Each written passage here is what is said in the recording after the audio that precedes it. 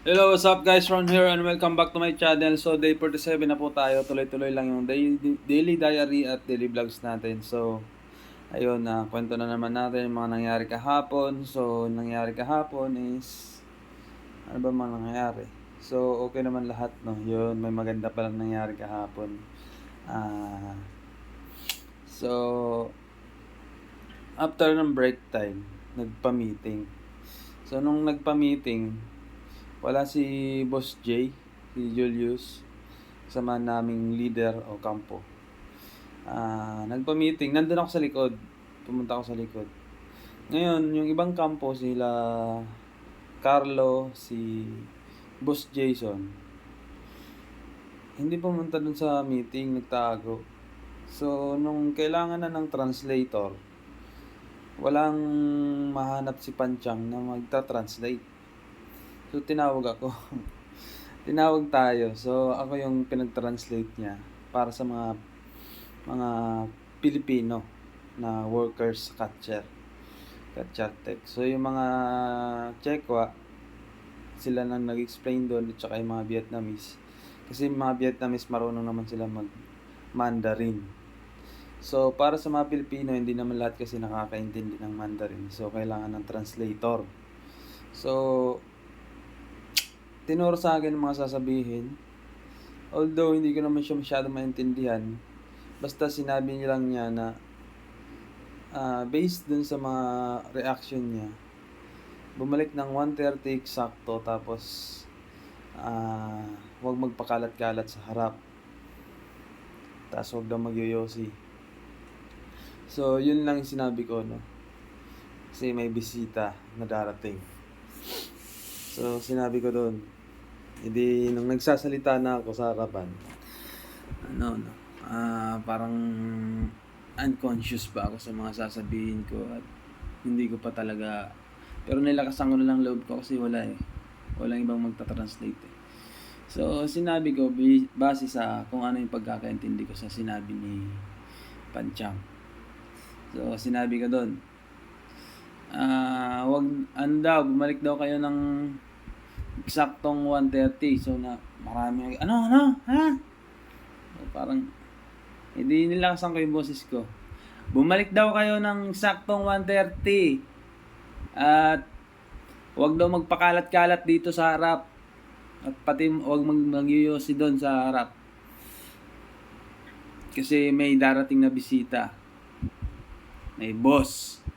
Tapos meron pa rin ha?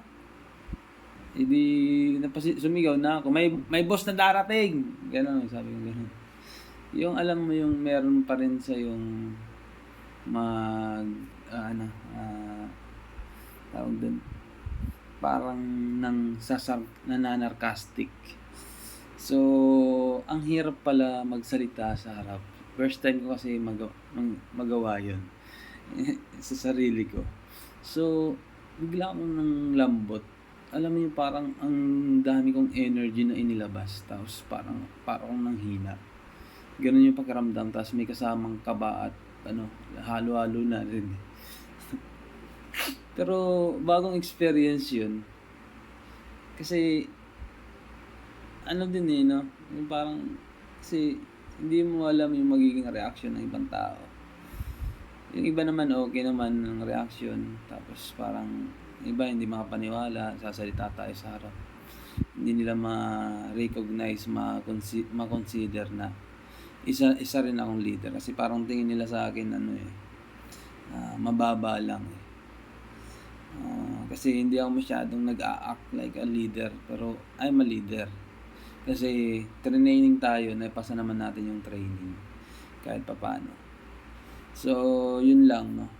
Yun lang nangyari kahapon. Best experience yun. Sobrang nagpapasalamat ako kay God kasi binigyan tayo ng pagkakala magsalita ng gano'n. Ang tagal ko nang gustong gawin yun eh. Parang ang tagal ko nang pangarap na magsalita. Pero mali yung approach ko kasi dapat hindi tayo galit o sumisigaw.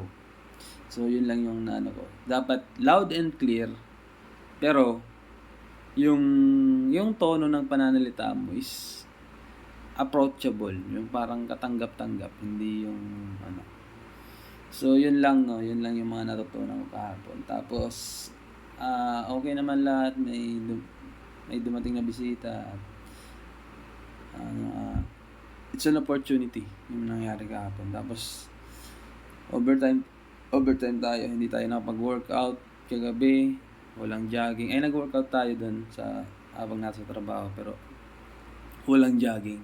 Kasi gusto ko ngang makamitik. So, kagabi inabot tayo ng 3:00 ng madaling araw. So, 4 na oras lang tulog ko.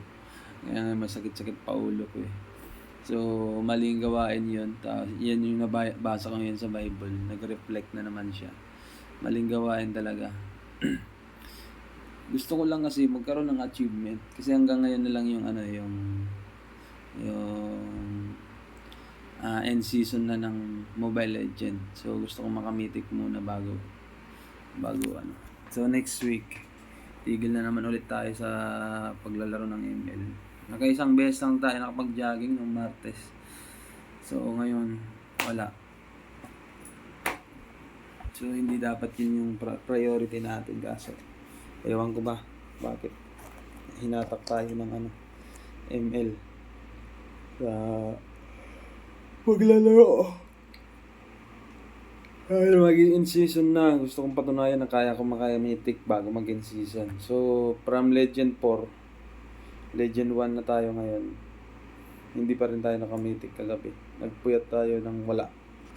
So, ngayong umaga, hindi tayo nakapagbasa kagabi. Ngayon umaga na lang ako nagbasa.